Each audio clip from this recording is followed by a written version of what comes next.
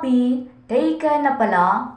Nakugat ang espekulasyon na taken na si Piolo Pascual matapos kumalat ang mga larawan niya na sweet kasama ang babaeng ito. Sentro nga ngayon ang atensyon sa mundo ng showbiz at social media ang napakagandang babaeng ito matapos siyang iturong girlfriend ngayon ng kapamilyahang actor na si Piolo Pascual o Papa P. Bilang isa sa pinakasikat na aktor sa bansa, kilala si Piolo Pascual hindi lang sa kanyang galing sa pag-arte, kundi pati na rin sa kanyang mala-Adonis na itsura. Nagsimula siya sa showbiz noong dekada 90 at naging bahagi ng mga dilakalibreng teleserye at pelikula. Hindi lang acting awards ang nakuha niya kundi pati na rin ang puso ng maraming kababaihan. Ngunit sa kabila ng atensyon na nakuha niya, matagal nang walang ipinapakilalang bagong nobya si Papa P sa publiko. Ang tanging kilalang naging partner niya ay si Donabel Lazaro, ina ng kanyang nag-iisang anak na si Inigo Pascual.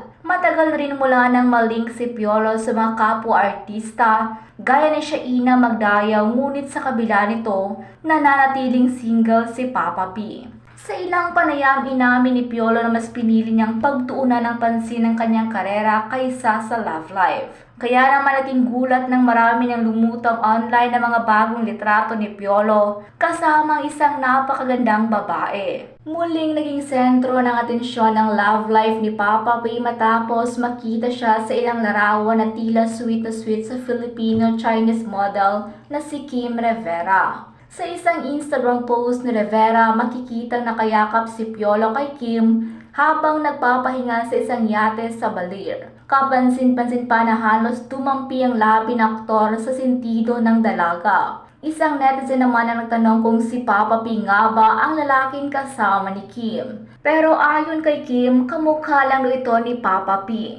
Ngunit tila sarcastic lang ang komentong ito ni Kim dahil hindi nakalusot sa mga mata ng netizens ang tato sa braso ng lalaki sa litrato na kahawig na tato ni Piolo na madalas niyang ipakita sa mga social media posts. Matatandaang sa isang panayam noong January, sinabi ni Piolo na nananatili siyang single sa loob ng 13 taon at hindi raw siya actively naghahanap ng relasyon. Kaya naman lalo pang umigting ang usap-usapan kung dumating na nga ba ang babaeng muling magpapabago sa puso ni Papa P. Sa ngayon, nananatiling tikom ang kampo ng aktor tungkol sa tunay na estado ng kanilang relasyon.